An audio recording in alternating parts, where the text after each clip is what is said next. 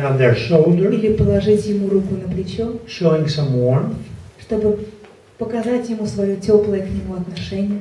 and also talk to the family. See if the family has any questions or there's something you can do for the family if they're there with the patient. Также очень важно встречаться с родственниками, членами семьи, человека, который уходит из жизни, постараться ответить на их вопросы, посмотреть, в чем они нуждаются.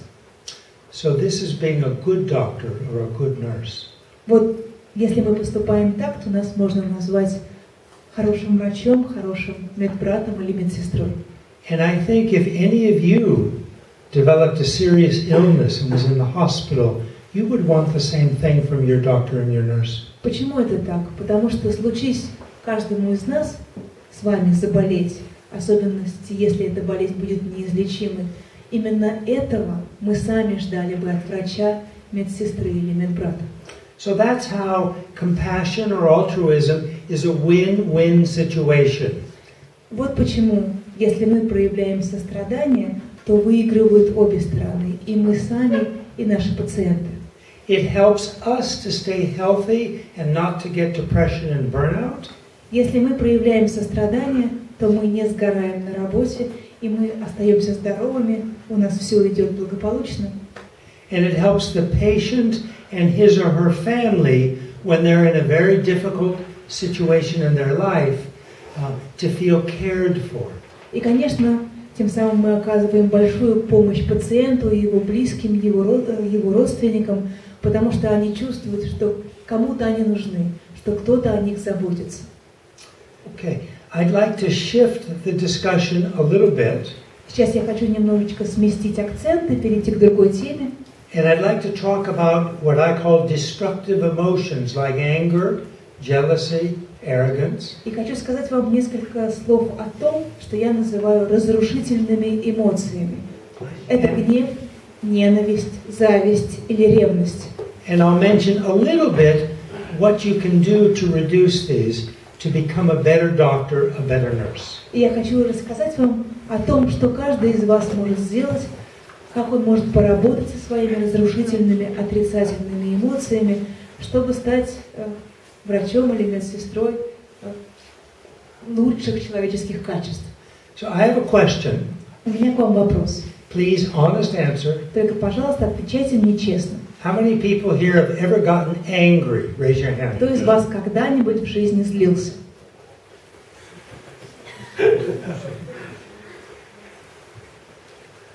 Хорошо, спасибо.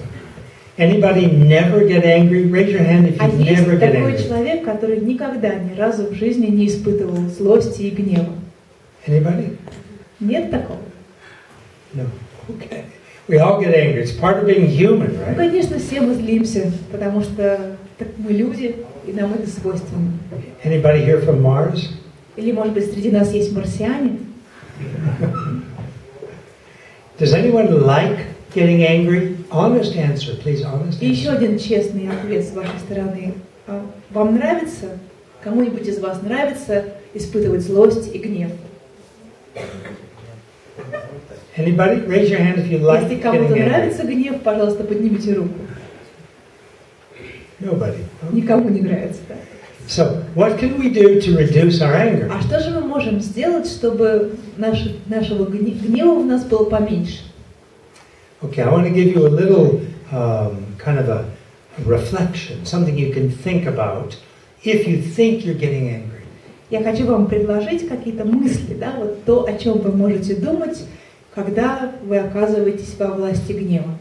Sometimes we get angry at ourselves, Иногда мы злимся сами на себя, and often we get angry at somebody else. но чаще мы злимся на других людей. It may be somebody we know very well. Это может быть человек, с которым мы очень хорошо знакомы. Maybe it's our girlfriend or our boyfriend. Может, наша девушка или наш молодой человек. Maybe it's a mother, father. Может быть, мама, папа. I think you're all too young to have kids, probably. Maybe some of you have kids. Вы, конечно, еще молоды, у вас, наверное, мало у кого есть дети. Sometimes a parent can get angry at a Но child. бывает так, что и родители злятся на своих детей. So, or it could be a friend, or it could be somebody you don't know. Это может быть также друг, который вдруг вызывает у вас злость, или какой-то незнакомец. So when I feel inside that I'm starting to get angry, когда я чувствую, что вот во мне зарождается гнев, maybe inside I feel a little off balance, out of balance. я чувствую, что я теряю какое-то внутреннее равновесие. Or maybe I feel a little inside, a little shaky inside. И чувствую, что у меня что-то начинает дрожать внутри. Or I'm starting to get kind of hot inside. Или чувствую, что у меня закипает кровь. Or maybe I feel upset. Или чувствую, что я расстроился. And I tell myself, oh, I might be getting angry. Я тут же себя ловлю на этом и говорю себе, вот-вот, скоро я разозлюсь. So what I think right away, И что же я думаю дальше? the other person's not happy. Я говорю, что тот человек, на которого я злюсь, он тоже несчастен. Even if I don't know them. Пусть даже я этого человека не знаю. Because happy people don't provoke. Потому что если этот человек счастлив, то едва ли он провоцирует во мне гнев. So I know the other person's not happy. То есть, если он вызвал во мне гнев, если я на него разозлился, значит, у него что-то в жизни идет не так. And then I think, why? Тогда я спрашиваю себя, а что у него может быть не так? So the first thing that comes to my mind is relationship problem. Первый ответ, который может прийти в голову, наверное, у него в личной жизни все складывается не так уж хорошо. Did any of you ever have a fight with your boyfriend or girlfriend or mother or father or best friend? Вам доводилось ссориться со своей девушкой или молодым человеком, или с мамой, папой, или с друзьями? Raise your hand. Поднимите руки, кто иногда ссорился. We all do that Конечно, sometimes. мы все с вами время от времени с кем-то ссоримся, ругаемся. So I think maybe this other person just had a bad word, a fight, some difficulty with somebody they know. Поэтому мне в голову приходит такой ответ. Наверное, этот человек меня так злит, потому что у него что-то в жизни идет не так. Может быть, он с кем-то поссорился, может быть, кто-то его обидел, оскорбил, и поэтому он сегодня такой. So relationship problems. То есть у него какие-то проблемы с отношениями между людьми. Then I think maybe they have some financial problems. Второй возможный ответ, может быть, у него финансовые проблемы. Денег нет. Anybody here ever have a financial problem? Not enough money? Кто-нибудь из вас сталкивался с такими проблемами, когда денег недостаточно? Raise your hand. Кто? That happens sometimes. Это иногда происходит. Don't have enough money for what we want to do. Когда не хватает денег на то, что нам необходимо. So I think maybe, they looked in their pocketbook, their wallet, and they saw there's nothing there. И я думаю, может быть, этот человек заглянул в свой карман, а там пусто. And they were looking forward to, going out to dinner with their boyfriend. А может, он хотел с кем-то поужинать, со своей девушкой или молодым человеком. And then third, health problems. Следующая возможная причина – проблемы со здоровьем. Maybe they're feeling a little pain in the chest. Может, у него в груди как-то ломит, болит. And they're afraid. Может быть, они боятся, что это за болезнь такая. If I go see the doctor, what is he or she Может быть, going to этот say? человек думает, я пойду к врачу, и что они мне скажут, интересно. Am I going to die? А вдруг я умру? Okay. So I think that way. The other person, firstly, I think the other person who I'm, in a situation where I'm getting angry, maybe they're provoking me. То есть первое, о чем я думаю, если я чувствую, что начинаю на кого-то злиться, то, наверное, тот человек, который вызывает во мне злость, наверное, у него в жизни что-то идет не так. Что-то у него случилось, и поэтому он так себя проявляет по отношению ко мне. So I think that other person's not happy. Я думаю, этот человек сам несчастен. Maybe relationship problems, maybe economic problems, maybe health problems. Может быть, у него в отношениях проблемы, может быть, экономические и финансовые проблемы, может быть, проблемы со здоровьем. And just going through this, remembering, thinking these things, my early anger just disappears. И достаточно мне начать так думать о том, как чувствует себя другой человек, как тот гнев, который начинал зарождаться в моей душе, в моем сердце, я чувствую, что его становится меньше, он как бы растворяется. It may not happen the first time you do this. Конечно, если только начинать применять такую практику, попробовать так подумать в этом ключе, может быть, сразу это не поможет. And I heard the Tuvan people are pretty tough. Но я знаю, что тувинцы очень сильный народ. So you got to try it again. Поэтому, если первый раз не получилось, вы, конечно, не сдадитесь. Вы будете пробовать еще раз. Keep trying it because it will work, but sometimes it takes a little time. Пробуйте снова, снова и снова. Рано или поздно у вас получится, потому что это того стоит. Is it true that Tuvan people are tough? Это правда, что тувинцы сильный народ? No, I heard this. Good. Мне рассказывали, да, я слышала об этом. So please get tough against your anger. Поэтому свою силу направьте на борьбу с отрицательными эмоциями, например, со своей злостью, со своим гневом. We call that a spiritual warrior. Мы называем таких людей, кто на это способен, духовными воинами. Somebody that gets tough to reduce their anger. Это люди особые, очень сильные, очень крутые, и они способны одержать победу в борьбе со своими отрицательными эмоциями. It's easy to use your fist and hit somebody in the face. That's easy. Потому что очень легко сжать кулаки и кого-то ударить по лицу. Это простое решение. Or use a knife. Или нож взять в руку. That doesn't take much courage. На это не нужно мужество. Actually, I think it's kind of cowardly. На самом деле, мне кажется, что люди, которые так поступают, они трусы. What really takes strength Но настоящая сила, признак настоящей внутренней силы, and courage настоящего мужества, is to become a spiritual warrior. это если мы можем стать вот таким духовным воином. To fight your own anger. И можем победить свой собственный гнев, To fight your own arrogance. свою собственную гордыню, высокомерие, To fight your own jealousy. свою собственную зависть и ревность. This is strength. Вот это признак настоящей силы. Now I ask you the question again. Are Tuvan people strong? Поэтому, пожалуй, я еще раз вас спрошу, тувинцы сильный народ? Хорошо. Спасибо. Good. So are Tuvan people spiritual warriors? Are they going to fight against their anger, jealousy, and pride? Как вы думаете, тувинцы могут стать духовными воинами? Могут одержать победу в схватке со своими отрицательными эмоциями? Very good. Очень хорошо. Спасибо. Спасибо. Спасибо. Очень хорошо. Очень хорошо.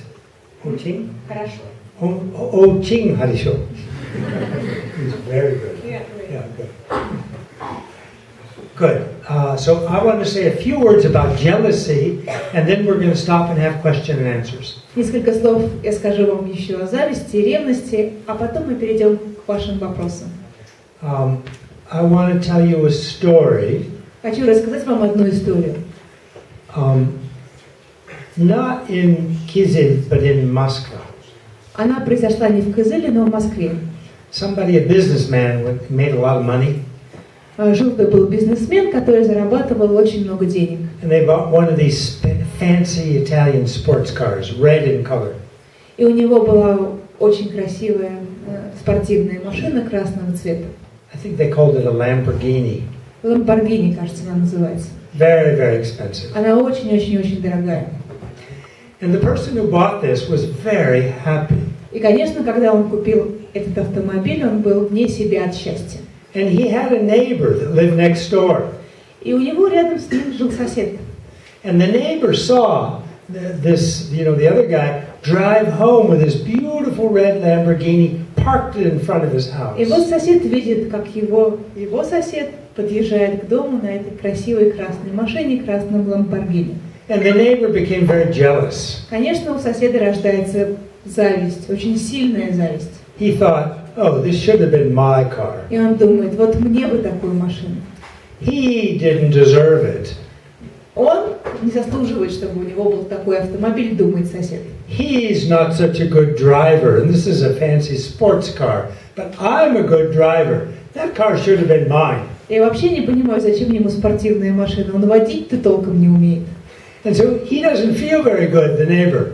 И, конечно, все эти мысли лишают его покоя, лишают его счастья. He's overwhelmed by jealousy. Буквально с головы до ног он заполнен этой завистью. He goes to bed, and all he can think about is that car should have been mine. Единственная мысль, которая все время крутится у него в голове, это должна быть моя машина. Doesn't sleep very well. Он теряет сон. Then he gets up and has breakfast. И вот он просыпается, как-то начинает завтракать. And he doesn't digest his food very well, because all he's thinking about is that car should have been mine. Но еда не переваривается должным образом, потому что ему мешают эти мысли о том, что это должна быть моя машина. And then he gets indigestion, a bellyache. Начинает болеть живот, пища не переваривается. Okay, now I'm going to give you a second story. А теперь вторая история. a man buys a fancy sports car. Начнем точно с того же, да? A black Mercedes with, no top, what do you call it? Convertible. Человек покупает очень красивую машину, скажем, черный Мерседес с открывающейся крышей. It's shining like a mirror. И эта машина, она сияет, переливается на солнышке, And как зеркало. when it drives down the street, it purrs like a cat. И когда эта машина подъезжает к дому, она урчит, как кошка. And he parks it in front of his house. И вот эта машина припаркована рядом с домом. And his neighbor happens to be looking out the window. А сосед этого человека выглядывает в окошко. And his neighbor sees this new, beautiful black Mercedes convertible sports car. И он видит эту прекрасную черную машину, черный Мерседес, с откидывающимся верхом. And immediately the neighbor starts smiling. И он тотчас же начинает улыбаться. And starts thinking, how wonderful that my neighbor got this beautiful new car. И говорит себе, как же здорово, что у моего соседа появился такой замечательный автомобиль. He's thinking, I have to go to my neighbor's house and knock on the door and congratulate him. Пойду-ка я к нему, постучу ему в дверь и поздравлю его с таким замечательным приобретением. So he goes to the neighbor's house, knocks on the door, goes in the house. И вот он приходит к соседу, стучится в его дверь. And he says to the neighbor, congratulations. И говорит ему, сосед, поздравляю тебя. I'm very happy for you. Я так за тебя рад. That's such a beautiful car. У тебя теперь такая красивая машина. And the owner of the car says, really? И владелец машины говорит, правда тебе понравилось? He says, yes, it's so beautiful. I'm so happy that you got this new car. Он говорит, конечно, такая замечательная, классная машина. Я так рад, что у тебя такая покупка. And the owner of the car starts to smile. И вот улыбается уже владелец машины. And he says, I was just to go out and take a drive in the car. И говорит, ты знаешь, я как раз собирался пойти прокатиться на машине. Would you like to come with me? Хочешь, поедем вместе? And the neighbor, big smile, says, yes, I'd love to drive in your car. И сосед говорит, конечно, мне бы очень хотелось прокатиться на твоей машине, и у него огромная улыбка на лице. So they go drive down very slowly some of the boulevards in Moscow. И вот они начинают медленно ехать по московским бульварам. The top is down. Они опускают вверх машины. The sun is shining. Солнце светит. And all the people walking on the boulevard are looking at that И все beautiful люди, car. гуляющие по бульвару, они смотрят на эту красивую машину. And the owner feels very happy. Конечно, хозяин машины The счастлив. neighbor sitting in the front seat, the passenger seat, feels very happy. Сосед, который сидит рядом с ним на пассажирском кресле, он тоже улыбается. And then the owner stops the car. И вот владелец останавливает машину. And he turns to his neighbor and he said, would you like to drive it? И он поворачивается к своему соседу и говорит, а ты хочешь повезти мою машину? The neighbor gets a big, big И smile. тот, конечно, отвечает улыбкой. Da. And he drives the car. И вот он уже сам за рулем этого автомобиля. He's having a wonderful time. И он очень рад, у него прекрасное настроение. And then they go home. Так они возвращаются домой. So when the neighbor can practice appreciation or rejoicing in another person's happiness or success, then that person becomes happy. Вот что я хочу сказать, приведя эти две истории. Если ты способен порадоваться за другого, то ты сам становишься счастливым.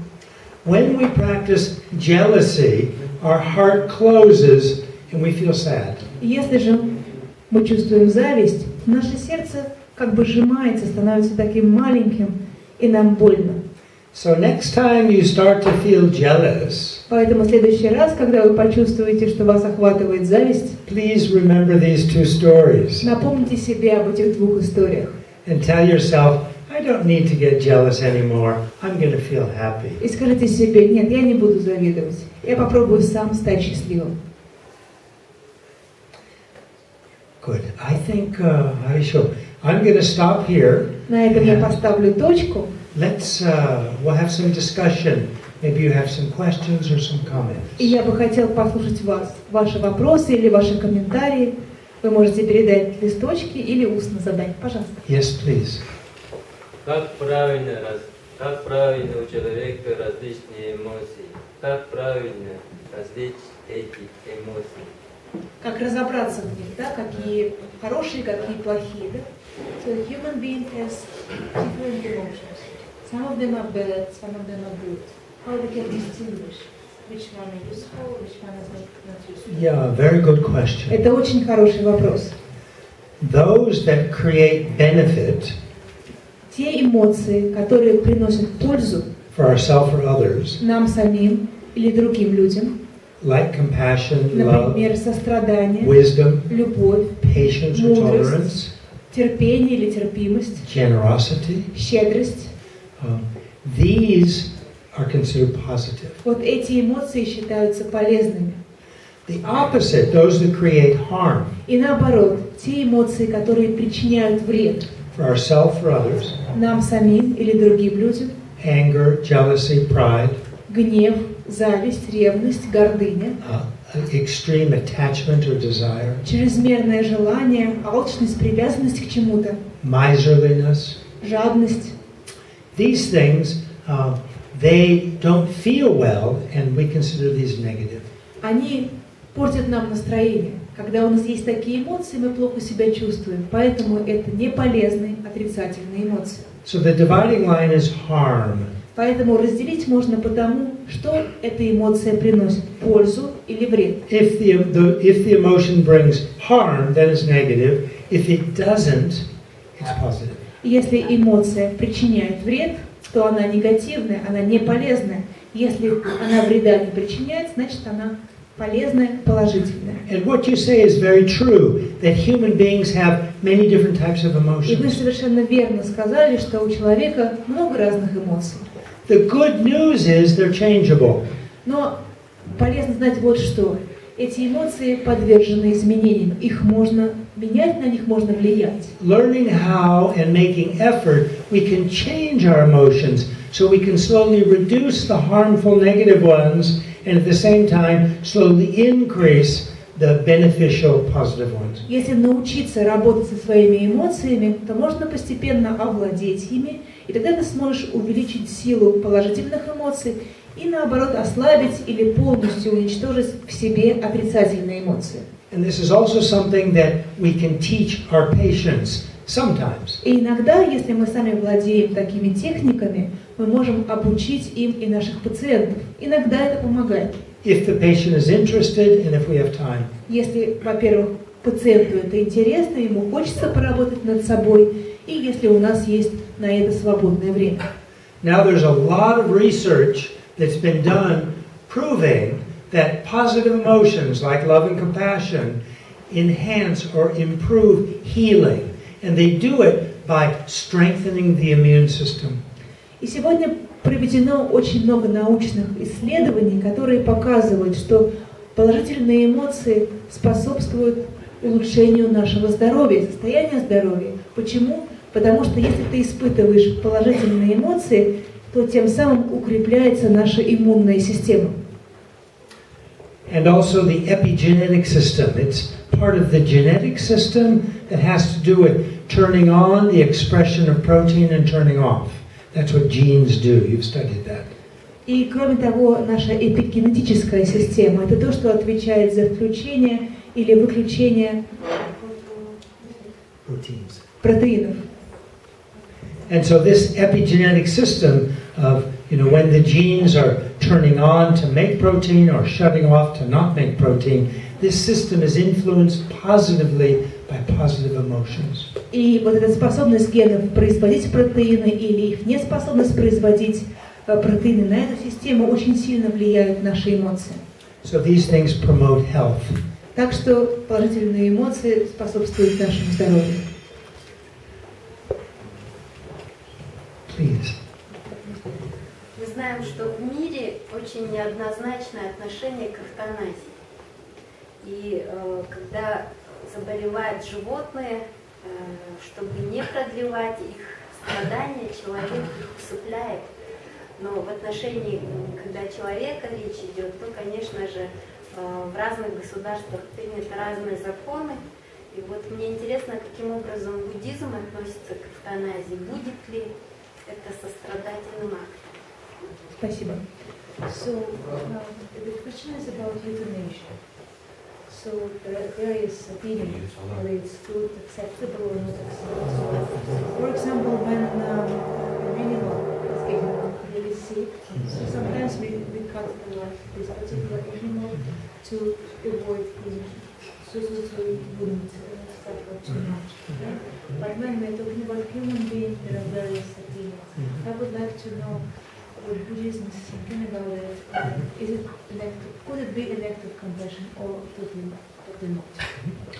Yeah, I think there's not a unified opinion if you ask different Buddhist leaders on the issue of euthanasia. Я думаю, что если вы зададите этот вопрос разным буддийским лидерам, скорее всего, вы получите разные ответы на этот вопрос. Traditionally, the Buddhist view is to preserve life at all costs. Потому что, как вы знаете, общая буддийская идея заключается в том, что мы должны всеми силами продлевать жизнь. But in the modern world, where euthanasia can be practiced in a very humane, compassionate way, some leaders in the Buddhist world are slightly changing their view. Но сегодня, когда эвтаназия может проводиться крайне гуманными способами, да, не доставляя большой боли, некоторые буддийские лидеры чуть-чуть меняют свою точку зрения. And often there's not a general view on this. It's a case-by-case evaluation. Что важно понимать, что здесь нет общей рекомендации для всех случаев. Здесь нужно смотреть на тот конкретный случай, который перед тобой. And if, the person, let's take a human being. If the human being, the person, has a terminal illness, the doctors are, in agreement with that. Если перед нами человек, да, который болен неизлечимой болезнью, и группа врачей, которые его изучают, исследуют, лечат, они согласны. Вся группа врачей согласна с тем, что данная болезнь неизлечима. And if the patient is mentally aware, и если пациент находится в сознании, and makes a decision that he or she doesn't want to continue living with this terminal illness, и принимает осознанное, сознательное решение, что он не хочет дальше продолжать жизнь в состоянии этого неизлечимого заболевания. And the family supports that decision. И, кроме того, родственники также поддерживают его в этом его решении. Then there are times when Buddhist leaders, and there are times when myself as a Buddhist monk and a medical doctor think that it's acceptable. It is a compassionate act to, in some cases, like I've described, to practice euthanasia. То бывают такие случаи, когда буддийские лидеры, в том числе я сам, как врач и как монах, могу подумать, допустить эту мысль, что эвтаназия может быть допустима. Но только в том случае, если все, что я перечислила, выполняется, все эти условия. Now we have to remember that actions, the results of actions are complex. Мы должны помнить, что результаты наших действий, они очень сложны. So in the situation that we've just described, where there's a terminal illness, the doctors are all agreed, the patient is alert and able to make rational decisions, and he or she wants to end their life, and the family is supportive. In that kind of a situation, the karma for the medical practitioners who help end the life with a compassionate motivation is going to be a mixed karma. They're going to have some, positive karma because it's a compassionate act, and they're going with the patient's wish and the family's wishes, but also because it does involve, in a sense, killing, there's going to be some negativity associated with that.